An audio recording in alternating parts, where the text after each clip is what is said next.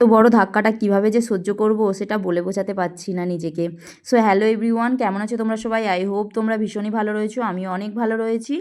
আর এদিকে আলু ভাতের ডাল মাখা ননিকে ভাত খাইয়ে দিয়ে নিজেও খেয়ে আমরা ননিকে স্কুলে পৌঁছে দিয়ে আমি চলে গেছিলাম পার্লারে। ভুরু প্লাক করবো বলে গিয়েছিলাম। তো সেখানে যেয়ে শুনছি নাকি অফার চলছে, মানে বিশাল অফার চলছে, স্কিনের ওপরে হেয়ারের ওপরে অফার চলছে।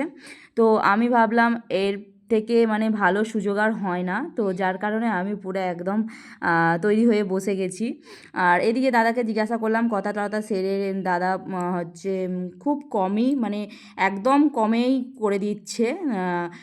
আমি নিচ্ছি হেয়ারের, মানে একটা হেয়ার স্পা নিচ্ছি আর মুখে মানে স্কিনের জন্য, যেহেতু তোমরা অনেকেই জানো আমি দীঘা গেছিলাম।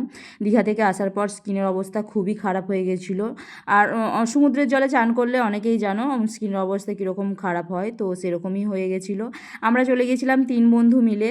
আমাদের মানে এটা ছিলই না, মানে আমরা মানে স্কিনের হেয়ারের ট্রিটমেন্ট নেবো এটা ছিল না। আমার বান্ধবী করতো, ও গেছিলো হেয়ার স্পা, তারপর হেয়ার কাট, হেয়ার কালার করাবে বলে অনেক দিন থেকেই ও মানে কথা বলে রেখেছিলো, তো ওটাই করাতে গেছিলো। আর আমরা 2 বান্ধবী মিলে গেছিলাম আইব্রু করবো বলে।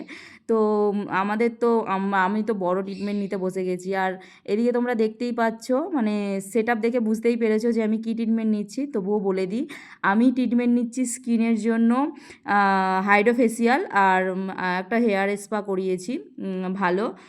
কারণ আমার অনেক দিন থেকেই হেয়ার ফল হচ্ছিলো আর হেয়ার মানে অর্ধেক থেকে ভেঙে পড়ে যাচ্ছিলো, যার কারণে। আর সবথেকে এই সব ট্রিটমেন্টের জন্য সবথেকে ভরসার জায়গা হলো বিউটি গার্ডেন। তো বিউটি গার্ডেন মানেই বুদ্ধদা, তো বুদ্ধদার কাছে চলে গেছিলাম।